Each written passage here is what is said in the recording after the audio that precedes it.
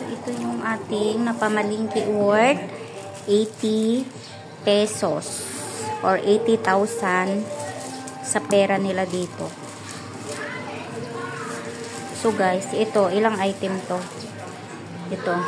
Yung saging nila dito, hindi saba, guys. Ito yung tinatawag sa Iloilo na malinanon na saging. Hindi saba. Wala akong nakikitang saba dito sa may lugar namin na napuntahan. Ayun.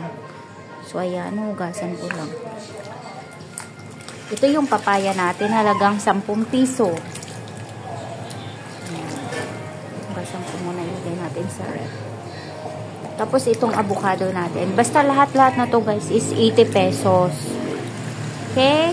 And then, yung hipon ko kanina is 80 pesos din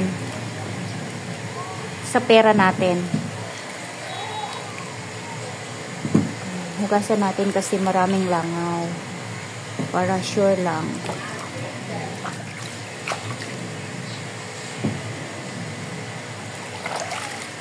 So, dito kasi guys, kuha lang ako ng kuha. Tapos, pag nabilang na lahat, tinatanong ko kung magkano.